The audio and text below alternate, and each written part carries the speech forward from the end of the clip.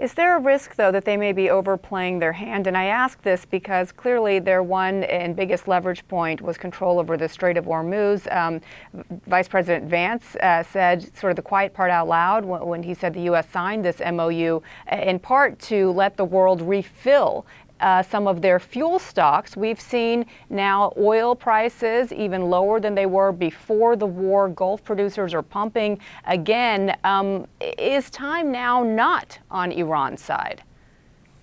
Well, I think to your point, they will absolutely overplay their hand. Right now, I think that Iranian officials are experiencing what I call a sugar high. They are very confident given that they were able to survive. That was their only priority, which was to survive. They feel that they've done that and then some. They're likely not going to easily relinquish their control over the Strait of Hormuz. And I'm also skeptical that they're going to offer meaningful compromises on the nuclear file. But as I said earlier, this is a regime which is good at resistance, it's good at repression, it's terrible at governance. And for that reason, few countries in the world have experienced more popular uprisings over the last 2 decades than Iran. So I expect that whatever happens, whenever the dust settles, it's going to be a regime which remains deeply unpopular at home. Interesting. Karim, if we could just end where we began, and that is some insights that we can glean from this funeral. More than 100 countries sent representatives. Pakistan sent its prime minister and its army chief, but Iran's 2 great patrons sent stand-ins. Putin sent Medvedev, Xi Jinping sent a parliamentary vice chair. As for Gulf neighbors, Saudi sent a deputy minister. Qatar was led by a parliament speaker. UAE, Kuwait, Bahrain, they didn't send anyone. What does that guest list tell us about where Iran stands in the world and in the region right now? It's a great question, Bianna, and the reality is this is one of the most isolated, friendless regimes on earth. Most of its neighbors fear it. It's the countries who are from their vantage point, their strategic allies, countries like China and Russia are fair weather friends. Even if the country were to open up to be removed from sanctions, very few countries want to invest in Iran.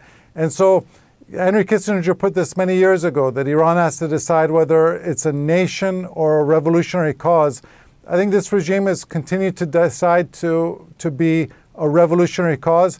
And for that reason, I think it's going to remain a largely isolated nation internationally and a largely unpopular regime at home. This is as close as we're going to get to the casket of Iran's supreme leader, Ayatollah Ali Khamenei, as well as several of his family members who were killed in that joint U.S.-Israeli airstrike on February 28th. As you can see, as we stand here, the atmosphere is extremely charged up. Many of the people here, and it's a big crowd, are screaming death to America, and they're vowing revenge, both against the United States as well as President Donald Trump, and of course, against Israel as well.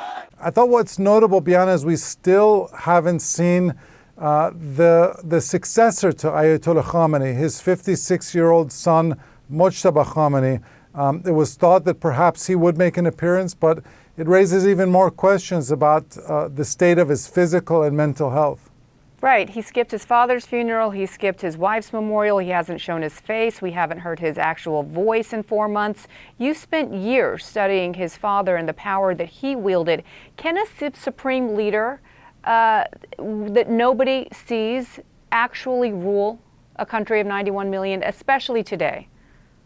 You know, that's doubtful, Bianna, because Ayatollah Khamenei, he'd ruled for 37 years. By the time of his killing, he was the longest serving autocrat in the world. And that process of him becoming powerful, it was a power which had been accumulated over many decades.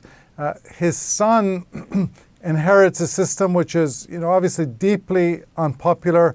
And it's a regime which has gradually transformed from a clerical dictatorship, one ruled by the clergy, to a military dictatorship, one ruled by the Revolutionary Guard. So it's not clear whether Mojtaba Khamenei in the coming months or years is going to be Iran's most powerful figure. I expect that the person who will emerge as Iran's next strongman is not likely to be a cleric wearing a turban. It's more likely to be someone with a military background.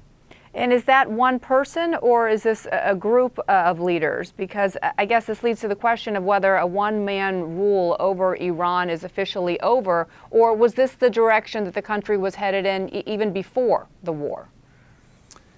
You know, in Iran over the last century, the country has effectively been ruled by four strongmen. In the early part of the 20th century, you had Reza Shah. He was succeeded by his son, Mohammad Reza Shah.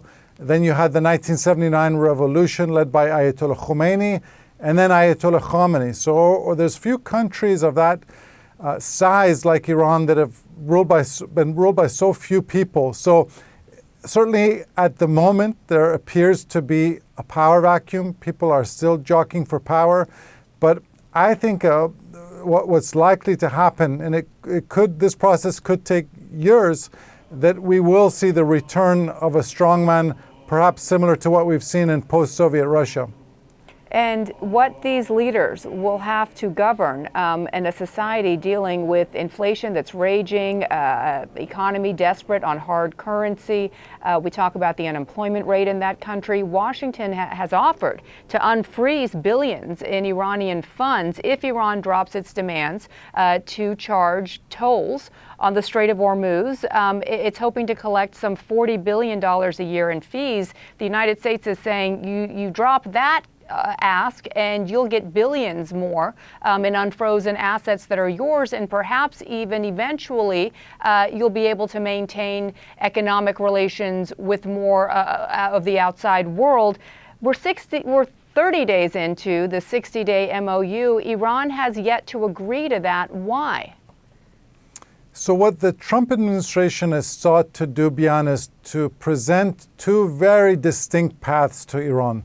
The first path is one of global economic integration. Iran would be reintegrated into the global economy and political system.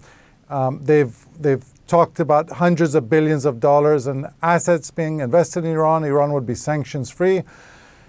At the same time, they presented an alternative path, which is if you want to continue to prioritize revolutionary ideology, death to America, death to Israel, that's only going to bring you continued sanctions and hardship and isolation. And the reality is that for a revolutionary regime like Iran, the economic well-being of its population has never been its priority. Its top priority is always its own survival.